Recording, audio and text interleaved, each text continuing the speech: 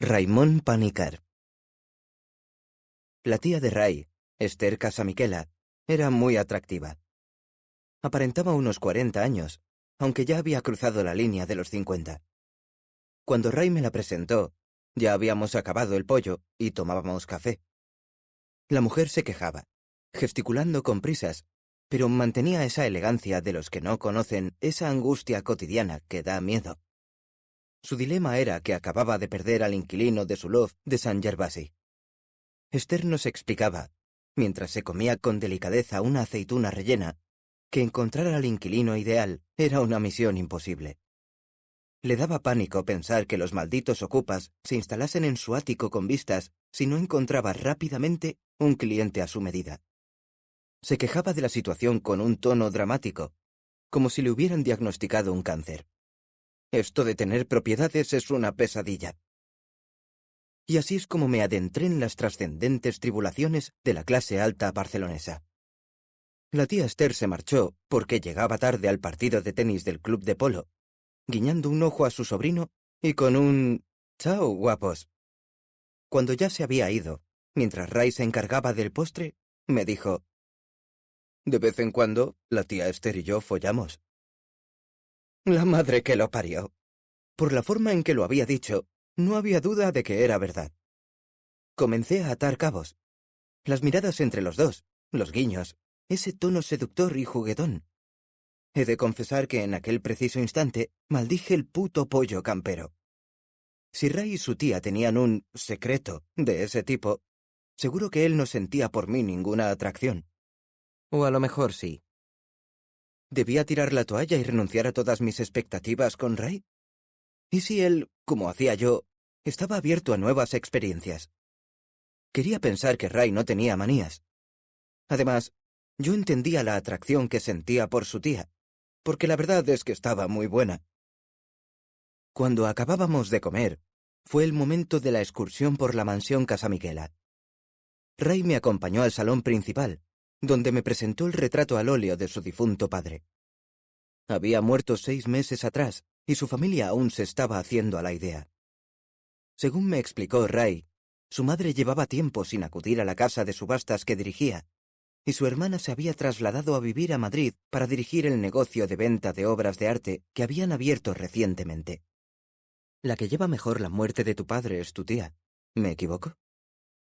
Ray, el muy pillo, sonrió y me confesó que en realidad no, que el que lo estaba llevando mejor era él mismo, y que incluso estaba celebrando la desaparición de su padre. Nunca se había sentido querido por él. Era un hombre que solo se ocupaba de sus negocios y de sus amantes. Usó esta palabra: amantes. ¿Quieres que te presente a los amantes de mi padre?, me preguntó, con un tono que recordaba al de un niño pequeño cuando le quiere enseñar un juguete nuevo a un amigo. Le seguí confiado a través del jardín, mientras me preguntaba qué nueva sorpresa me tendría preparada.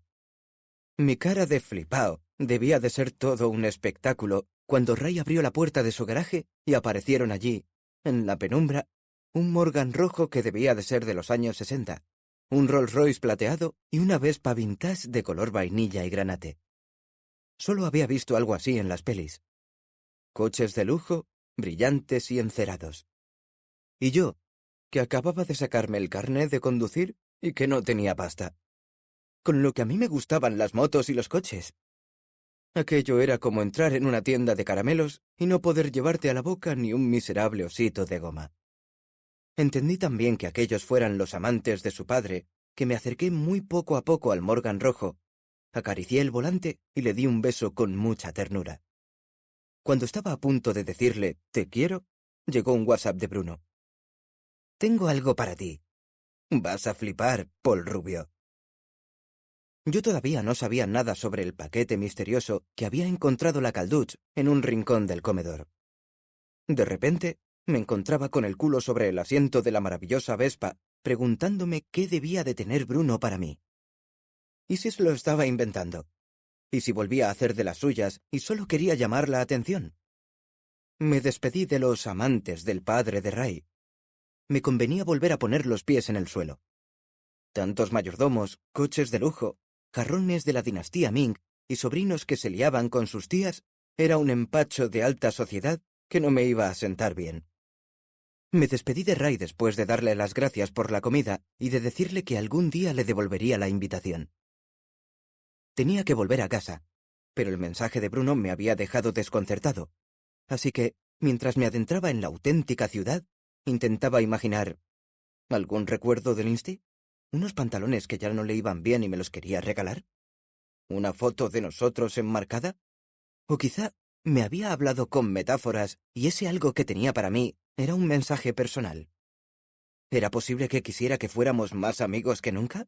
¿Quitarme los pantalones a mordiscos y comerme la boca?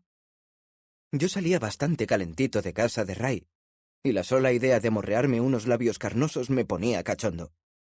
No quise tomar el metro para alargar la expectativa, y atravesé a pie toda Barcelona bajando por la calle Balmes y después por Rambla Cataluña y Paseo de Gracia, que desde ya hacía tiempo se había convertido en lo que es hoy, una especie de Beverly Hills donde solo encuentras tiendas de ropa caras llenas de guiris millonarios.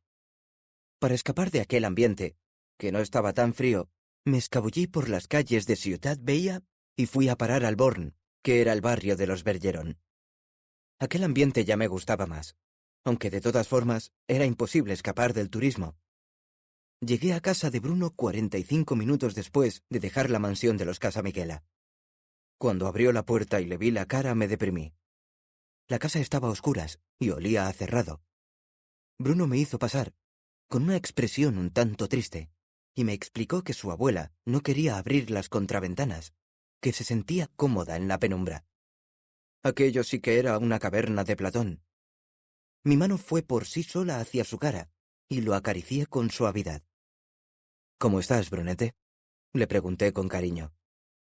«Tirando, Tete», contestó con un punto de resignación. Estaba bastante jodido, pero yo, como buen egoísta, tenía prisa por saber qué era eso que me iba a gustar tanto. Nos quedamos en silencio y eché un vistazo alrededor. Aquella sala donde había estado con Merlí ahora me parecía vacía. Me salió un suspiro que Bruno entendió al instante. No dijo nada. Se limitó a sonreír con amargura y a señalar la mesa donde estaba el paquete dirigido a mí. En la parte superior, reconocí al instante la letra inconfundible de mi maestro. ¡Hostia! Todavía recuerdo esa sensación, cuando pensé que Merlí, antes de morir, había preparado un paquete para mí. Eso lo convertía en algo mucho más importante de lo que había imaginado. Miré a Bruno, como preguntándole qué podía ser aquello. «Parece que son libros», dijo, sin estar del todo seguro. No podía aguantar ni un segundo más, de manera que arranqué el papel con que Merlí había envuelto el paquete y vi que eran los libros que me había hecho elegir aquella tarde, cuando me ayudó con el trabajo de investigación de Hegel. Me había dicho que cogiera los libros de la estantería de su altillo, y yo lo hice un poco al azar, sin saber muy bien qué elegía. 10 títulos de la literatura universal. Kafka, Dickens, Thomas Mann, Salinger. Ni que lo hubiera hecho a propósito. No creo en las señales. Bueno, después de eso puede que un poco, porque allí estaba, acariciando los lomos de algunas de las mejores obras de la literatura, y apenas unas horas antes María Bolaño me había instado a leer con urgencia para saldar una deuda con mi futuro. ¿Por qué guardaba mi padre estos libros para ti, Paul? No me digas que aquí están las pistas que llevan hasta la fortuna oculta de Merlí Bergeron, preguntó Bruno con sorna. No podía ni hablar, de tanta emoción como sentía en aquel momento. Me desplomé sobre la primera silla que encontré. Se me ocurrió que, si no hubiera muerto, Merlí me habría llamado para entregarme los libros en persona. O aún mejor, me los habría lanzado a la cabeza desde lo alto de la escalera del instituto. Porque aquellos libros tenían alas. Lo recuerdo como si fuera hoy. Merlí me preguntaba, ¿qué desea un esclavo? Y yo allí, viendo su mano alzada con los papeles póstumos del Club Pickwick a punto de ser lanzado contra mí. Vivía la amenaza del proyectil literario como una advertencia para que utilizara mi cerebro y me currase una respuesta que lo dejara satisfecho a él. Aquella fue una lección magistral, que demostraba que con la ley del mínimo esfuerzo nunca sacarás todo el partido a lo que puedes dar de ti mismo. El valor del esfuerzo por encima de todo. Aquello era el auténtico regalo. ¿Quieres saber por qué me los ha regalado? Siéntate en el sofá. Le propuse con una sonrisa maliciosa. ¿Qué dices, tío? Confía en mí. Venga, siéntate. Esto lo hizo tu padre para ayudarme en el trabajo de investigación. Bruno, un poco desconcertado, se sentó en el sofá y yo me preparé para escenificar el juego. He de admitir que me ponía bastante eso de practicar el juego del libro volador con el brunete. Cogí Muerte en Venecia, de Thomas Mann, que no era demasiado grueso, y le hice una primera pregunta.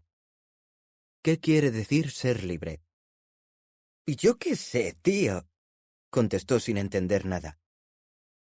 El libro de Mann voló hasta las rodillas de Bruno. Tuve mala puntería, porque en realidad apuntaba a la cabeza, sabiendo que él se cubriría con las manos como hice yo. «¿Qué haces? ¿Estás loco o qué?», dijo medio riendo.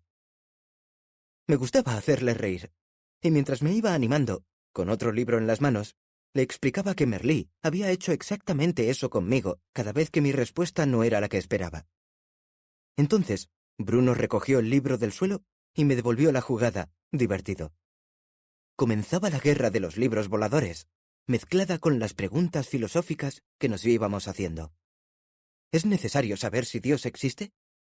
¿El amor es una construcción de la humanidad? ¿El estado natural de los humanos es caminar a cuatro patas? Justo después de esa última pregunta, le lancé la obra de teatro de John Gabriel Buchman, de Henrik Ibsen, y esta vez sí que le di en la cara. El problema es que le hice daño. El grito de Bruno puso punto final al juego de las letras voladoras. Suerte que el volumen no era demasiado grueso, porque todavía le podría haber lastimado más. Le sangraba el labio. Tenía un corte en la parte inferior, y eso fue suficiente para asustarme y hacer que me arrepintiera de lo que había hecho. Le pedí perdón 1000 veces. «¡Cállate, joder, y ayúdame!», gritó con mala leche. Encontré papel de cocina junto a la nevera. Me di cuenta de que, por suerte, el corte era menos profundo de lo que me había parecido al principio. Pero aún así, me sentí fatal. Me senté en una silla y le ayudé a detener la hemorragia, tapándole la herida con suavidad. Se produjo un silencio inquietante entre nosotros. Yo, pendiente de la sangre que todavía le caía por la barbilla, y él, mirándome a los ojos intensamente. No era una mirada recriminatoria, sino todo lo contrario. Dejándose llevar por la intensidad del momento en que nuestras caras estaban a menos de un palmo la una de la otra, Bruno me sugirió excitado. «Si me das un beso, la herida cicatriza antes». Uf. Ahora, cuando pienso en aquel momento, todavía me estremezco. Aspiré fuerte por la nariz. Necesitaba una buena dosis de oxígeno para hacer frente a la situación. Aparté un poco el papel con el que tapaba la herida y ya no salía sangre. Bruno no dejaba de mirarme, y yo también a él, mientras acercaba mis labios a los suyos. «¡Bruno!», gritó su abuela desde la habitación del fondo. No llegamos a darnos aquel beso mágico, y nos separamos. Lo hicimos muy poco a poco, deleitándonos, sin importarnos que nos pillara la calduch. A lo mejor, con ese casi beso, había entrado algo de luz en aquel piso oscuro y triste. Carmina apareció en la sala y se encontró aquel espectáculo de libros tirados por el suelo, y nos apresuramos a recogerlos. «¿Merlí te regala libros y tú los tiras por ahí? ¿Pedazo de burro?», dijo dramática. Bruno intentó explicárselo, pero ella no hacía caso. Después de llamarme burro y otras palabras que ni recuerdo, me saludó, y me di cuenta de que le daba miedo mirarme a los ojos. Bruno siempre me decía que a ella le gustaba convertirse en la protagonista de la vida de todos los que tenía a su alrededor. Claro que también hay que añadir que es una persona maravillosa, y que si Merlí había sido tan especial, era porque lo había mamado de su madre. La Calduch me miró de arriba a abajo, y antes de que ella dijera nada, me adelanté. «¿Cómo estás, Carmina?» «Chaval, a mí me tratas de usted». Entonces, con esa energía que tenía reprimida por el beso frustrado, me atreví a hacer lo que habría hecho Merlí. cuestionar a su madre, ponerla contra las cuerdas. Pues no pienso tratarte de usted. Hasta ahora, cada vez que lo he hecho te pones fatal. Te trataré de tú, Carmina. A Bruno se le escapó un «¿Pero qué haces, Paul?», espontáneo, mientras su abuela me desafiaba con la mirada. Es una cuestión de respeto, chaval. Me tratarás de usted porque estoy a un paso de la muerte. ¿Cómo sabes que tú te morirás antes que yo? Le pregunté con un punto de mala leche que hizo que Bruno me quisiera matar. La Calduch se giró y me miró con suspicacia. Lejos de acojonarme, me llené de fuerza, aunque solo fuera porque la razón estaba de mi parte, y porque eso era lo único que podía hacer para intentar ayudar a Bruno. Merlinear un poco en aquella casa donde hacía demasiado tiempo que no se merlineaba. Es verdad, Carmina. No hay ninguna ley que diga que las personas han de morir según la edad que tengan. Hay niños que mueren con meses y gente que muere con 100 años. El problema es que siempre tenemos la sensación de que la muerte llega antes de tiempo. Por eso pensamos que lo más natural sería que la gente se muriera de vieja. Pero en la vida no hay nada normal, Carmina. Y como decía tu hijo, ¿qué quiere decir normal? Lo que es normal para unos no lo es para los otros. Carmina y Bruno se emocionaron. Para ellos, de repente, era como si la filosofía hubiera regresado a aquella casa por unos instantes. Filosofía de estar por casa, quizá, pero que a mí me sirvió para hacer frente a la mejor actriz del país. Y cuando noté que Carmina tenía ganas de intervenir, volví a adelantarme para dar el golpe de gracia. Todo el mundo piensa que, cuantos más años cumples, más cerca estás de la muerte. Pero es al revés. Estás más cerca de la vida. Estás mucho más conectado con la vida. Carmina, tú eres una profesional de la vida. ¡Hostia! Nunca habría imaginado que mis palabras podrían tener propiedades milagrosas y curativas. En realidad, para ser honesto, aquellas reflexiones no me pertenecían. No eran las mías. Las había pronunciado uno de mis filósofos favoritos, el catalán Raimon Panícar. Pocas veces he sentido con tanta fuerza que las palabras de un filósofo eran útiles, incluso sanadoras. La filosofía ayuda a entender el mundo en que vivimos, y hasta nos ayuda a encontrar consuelo ante las injusticias de la propia vida. Eso es lo que le sucedió a la Calduch. Para ella, las palabras de Raimon Panícar sonaron como si le hablara un sabio, como si le insuflaran ánimos para continuar. Parecía que aún había esperanza de que la Calduch, como se suele decir, comenzara a volver a la luz. Ella, que siempre interrumpía a los demás con una frase dramática, ocurrente y sarcástica, se quedaba muda, cansada de vivir en la contradicción y la culpa, necesitada de unas palabras reconfortantes de las que pudiera exprimir algo de consuelo. Con la sensación de haber conseguido expulsar la tristeza de aquella casa y con la tarea pendiente del beso con Bruno, me marché llevando bajo el brazo los 10 libros que me había regalado desde las estrellas mi Sócrates particular. Me fui a casa directamente para explicarle a mi padre la sorpresa que me había dado Bruno. Se alegró y lamentó que el propio profesor no hubiera podido entregarme aquellos libros. Después, aprovechando que yo volvía a casa contento, se decidió a darme una noticia inesperada. «Ya puedes ir empaquetando esos libros, porque pronto nos iremos a vivir a casa de Gloria». No era la primera vez que vivía uno de esos días que podríamos llamar completitos. De la humillación de la Bolaño en la biblioteca, a la comida en casa de Ray, el regalo póstumo de mi profesor, el intento de beso con Bruno, y para terminar la jornada, el traslado sorpresa a la casa de la novia de mi padre. Suerte que se trataba de Gloria y que ya nos conocíamos del instituto. Mi padre lo tenía clarísimo. El piso se nos hacía pequeño y él, sencillamente, estaba enamorado y quería compartir la vida con Gloria.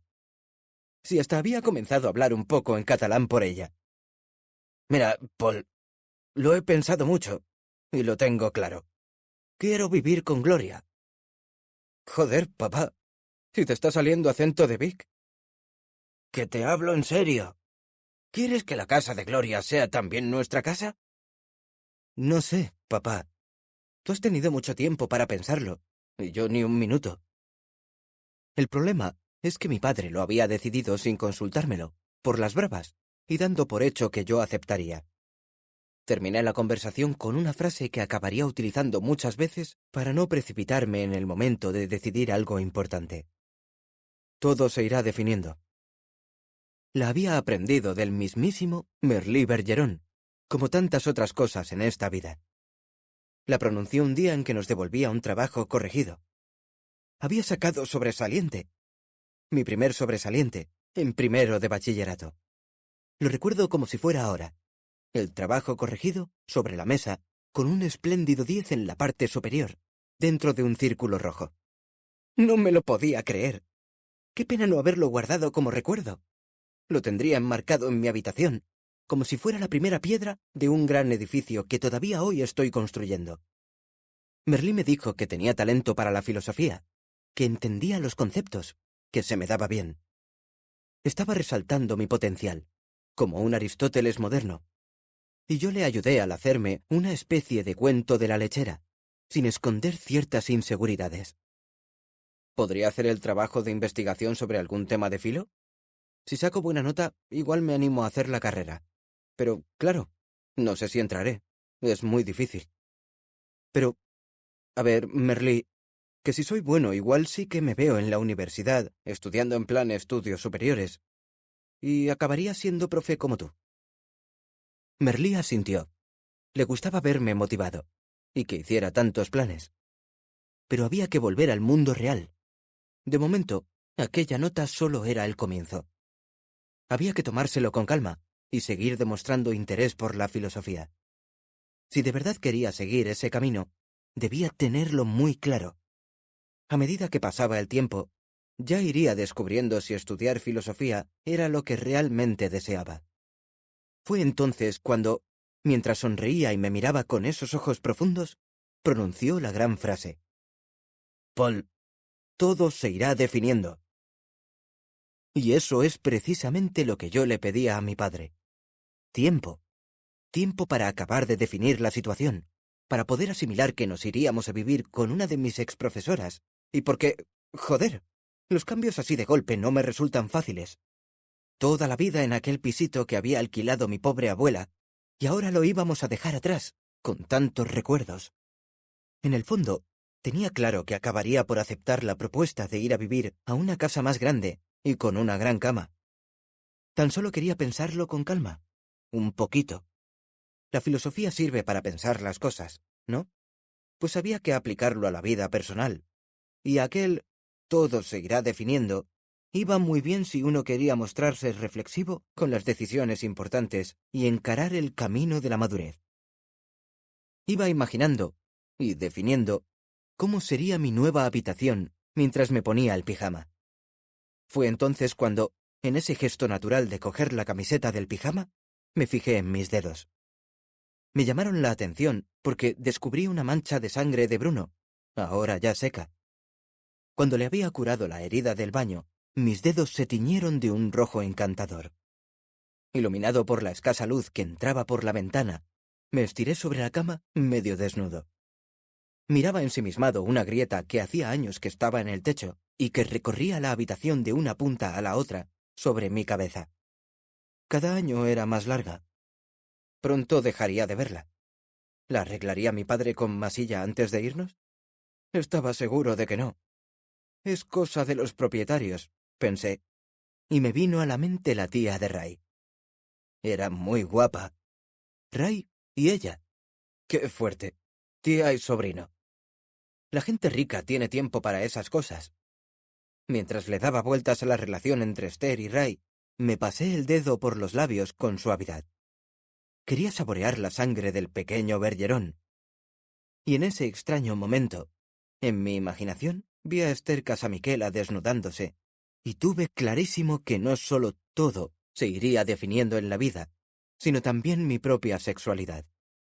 Era más que consciente de que se acercaba el momento de admitir que sentía atracción tanto por las mujeres como por los hombres. Y eso me daba paz interior. Aquella sensación me permitía imaginar a Ray en el Rolls Royce, en el asiento trasero, yo conduciendo y Bruno de copiloto. Los ojos se me iban cerrando mientras soñaba todavía despierto, que había nacido en una tribu que practicaba la poligamia. Celebraría mi trinomio con Bruno y Ray, dos personas que tenían, como diría la Bolaño, esa extraordinaria mezcla entre lo bueno y lo malo. 35.628.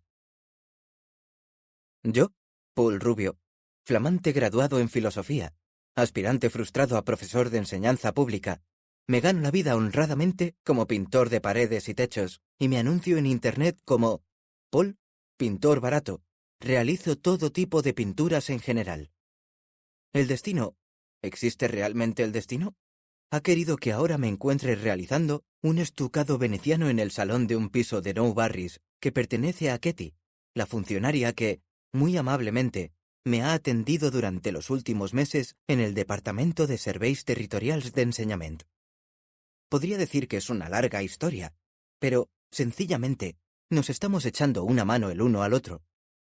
Además, si algo he aprendido en los últimos años, es que nunca has de pasar de escuchar a los demás, por mucho que creas que no vale la pena y por mucho que estés obsesionado con tus propios problemas. Ketty tiene unos 60 años y un piso de unos 70 metros cuadrados que necesitaba una mano de pintura. Y yo, el pesado que visita a Ketty cada 15 días en su oficina para pedirle trabajo de profe, le hago un descuento especial porque siempre es muy atenta y muy sensible conmigo cuando me ha de comunicar que no necesita ningún profesor suplente de filosofía. Dentro de unas semanas hará un año que vivo con Bruno. Coincidirá con el aniversario de mi graduación en la facultad. Ahora parece ser que no tiene bastante con compartir conmigo el piso, el pan, el amor y las fantasías. Hace 15 días se le ocurrió proponerme la boda, justo antes del estreno teatral de la Calduch. Todavía no le he contestado. Hoy, de camino al piso de Ketty, cuando he pasado frente a la universidad con la furgoneta llena de cubos de pintura de la paleta de color 9002, he sentido muchísima envidia. Pero no envidia sana, tan solo envidia. Porque ya lo decía Merlí, no hay que tener prisa por llegar al paro, hay que alargar la dolce vita académica al máximo. Tenía razón. Y como siempre he estado de acuerdo con el maestro, que sabía muy bien de qué hablaba, he tenido que aceptar que el trabajo de profesor se hará esperar más de lo deseado, y es por eso que he estado dando vueltas a la idea de volver a estudiar. El problema es que no acabo de encontrar la motivación para dar el paso.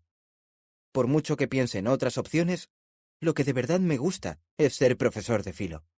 Soy eso que uno de mis colegas de chapuzas llama un pringado del copón. Y tiene razón, porque todavía soy el número 35.628 en la lista de espera.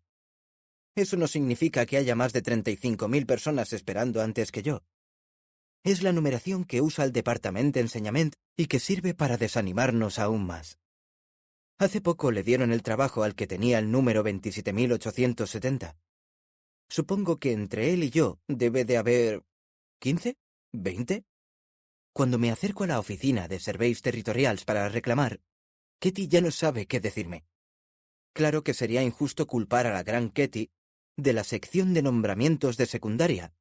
Siempre me atiende, me escucha, y la verdad es que es una santa. La pobre, a punto de jubilarse y haciéndome terapia emocional en tiempos de crisis.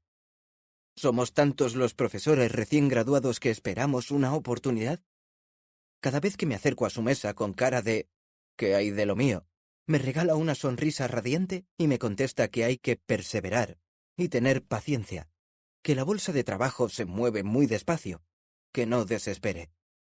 Y termina con un «paciencia, cariño», que da credibilidad a su discurso. Al final, Ketty y yo siempre acabamos igual. Ella me recomienda que busque trabajo de lo que sea. Yo le digo que soy pintor interiorista. Ella se alegra, suelta un suspiro intenso y acabamos por darnos ánimos el uno al otro. Ketty, siempre detrás de su mesa, muy metida en su orden y su reglamento de funcionaria, no puede hacer nada por ayudarme, por mucho que le duela, porque las normas son las normas.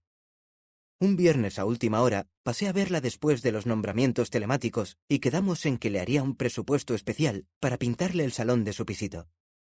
Ella quería pagarme en negro, pero no se atrevía a decirlo. Al final saqué yo el tema. Solo me faltaba pagar impuestos por pasarme un fin de semana manchándome las manos de pintura. Por ella, no me importó perderme un sábado y un domingo. A por todas. Al menos, sé que cuando voy a Serveis Territorials hay una persona que sabe mi nombre y se preocupa por atenderme. Los meses van pasando, y no hay un día en que no revise las llamadas perdidas de los clientes, esperando el momento en que Ketty marcará mi número para asignarme la vacante que tanto deseo. Como estoy aquí solo, pintando el piso de Ketty, he escrito en la pared la palabra no. Es el no que quiero darle a Bruno, pero sin que se enfade. De momento he conseguido demorar la respuesta. Que si tengo mucho trabajo, que si estoy deprimido. Y él, prudente, que se lo ve venir, pasa de insistir. Un día surgirá la verdad, y le diré claramente lo que se me ocurra en ese momento. Creo que es necesario. Él habría preferido que le contestase durante el entreacto, o justo cuando estuvieran sonando los aplausos, con un «sí», pero ese no era el plan. ¿Aceptar una propuesta de boda rodeado de aspirantes a actor como Mark Vilaseca?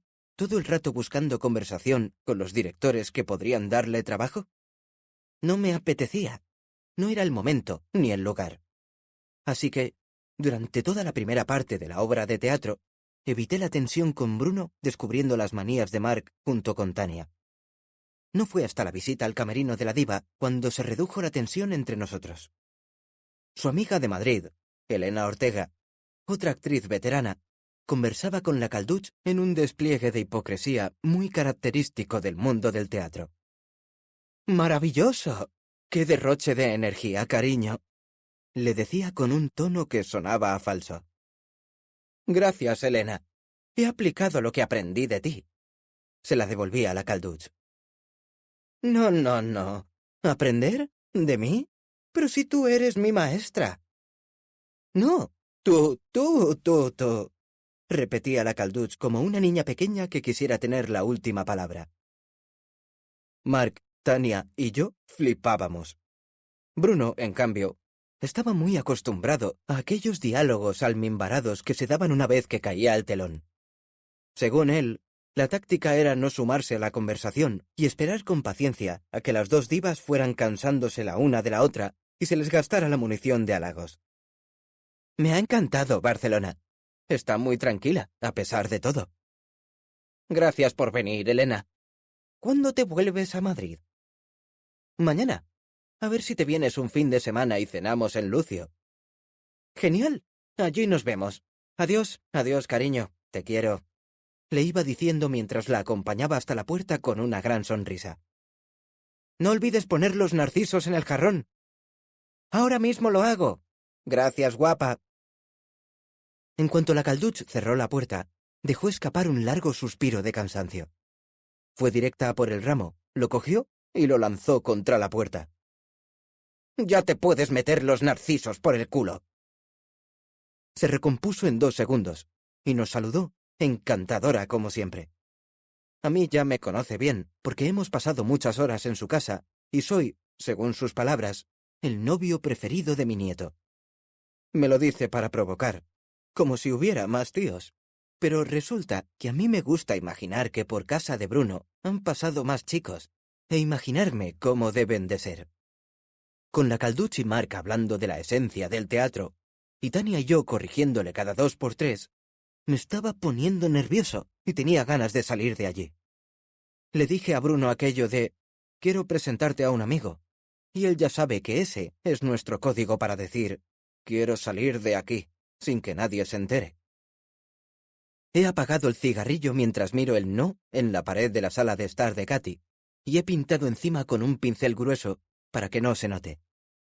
Mientras lo hacía, he recordado las palabras de Kierkegaard sobre el matrimonio. Para casarse hace falta valor. Con esta frase resumía toda una teoría, que en esencia dice que si te casas, te arrepentirás, y si no te casas, también.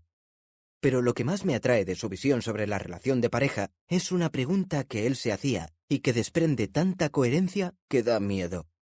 Si la mejor etapa de una pareja es la época en que son novios, ¿por qué las parejas se casan?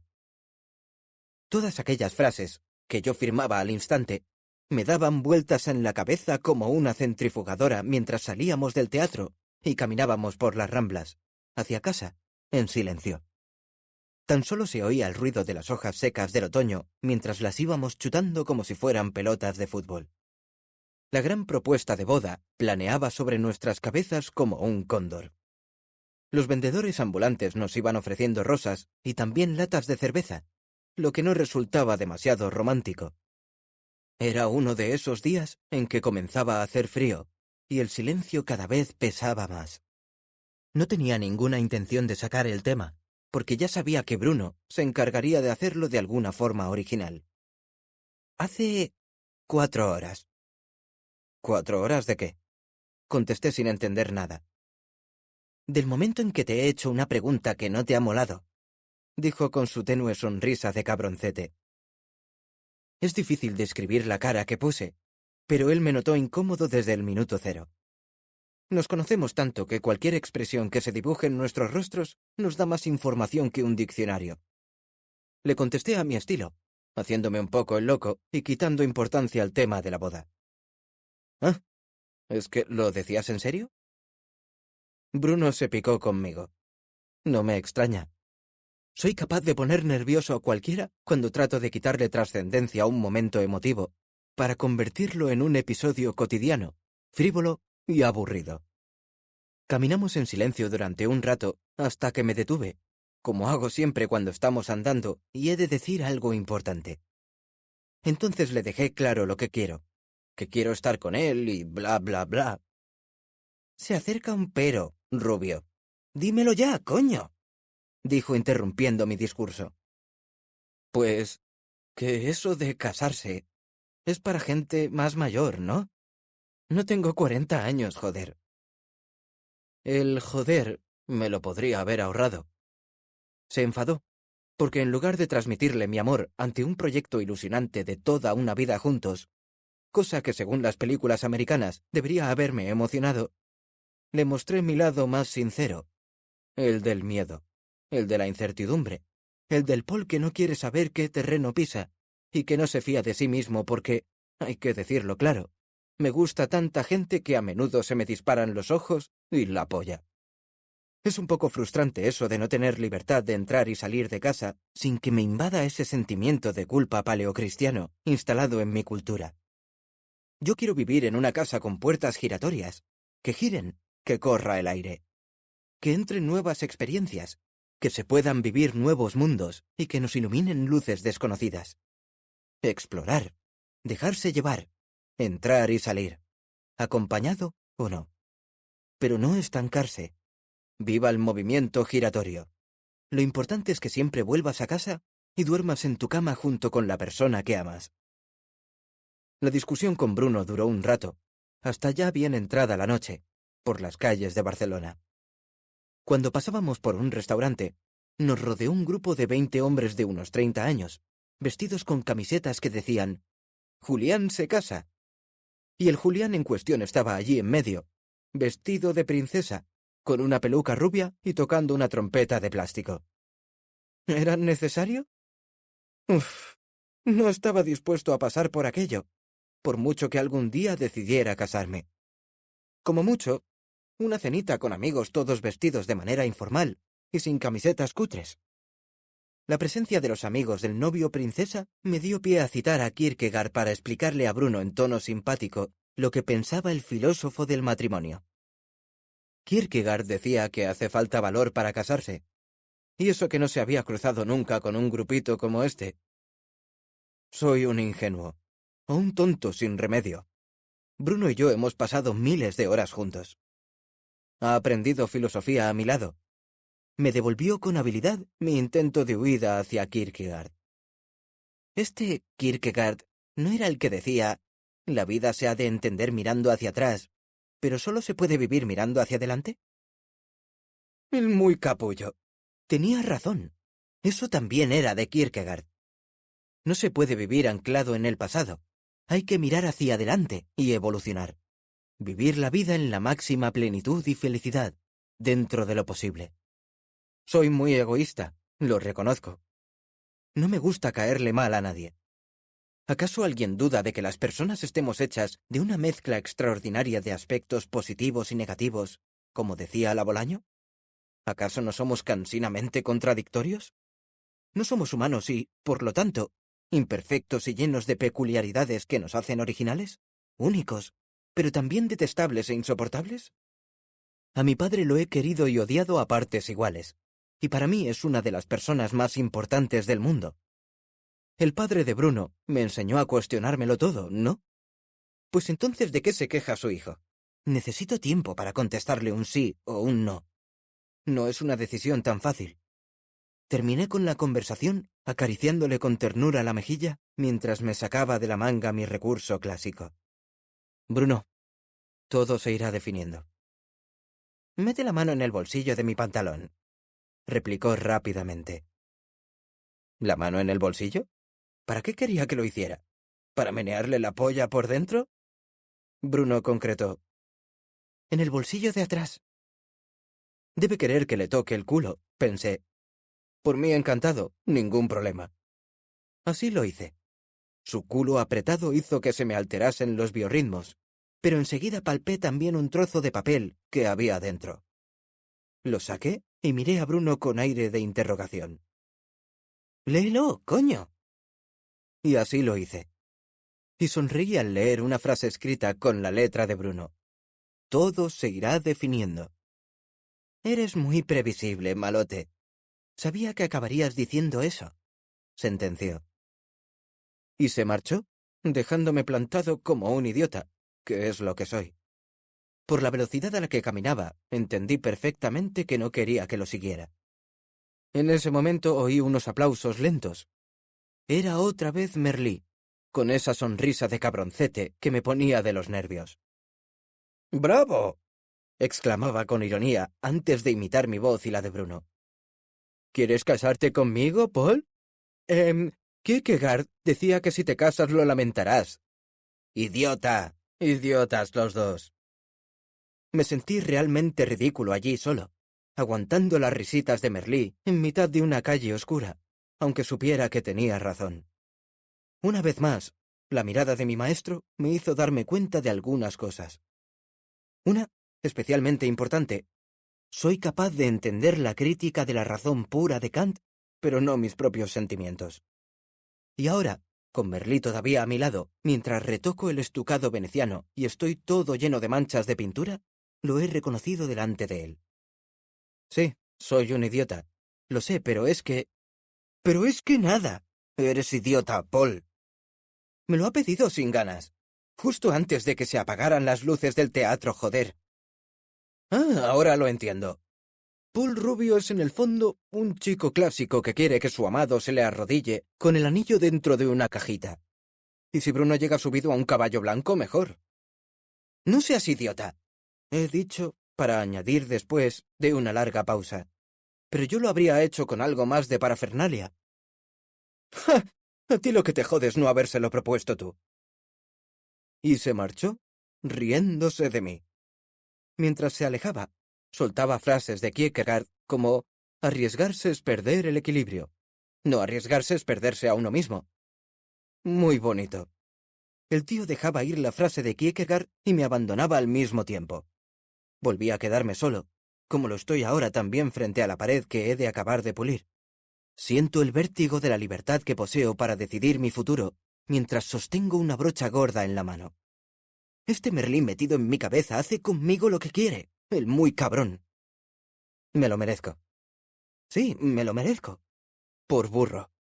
Y por no darme cuenta de que tengo el mejor novio del mundo. ¿Y si me caso? ¿Qué pasa si acepto?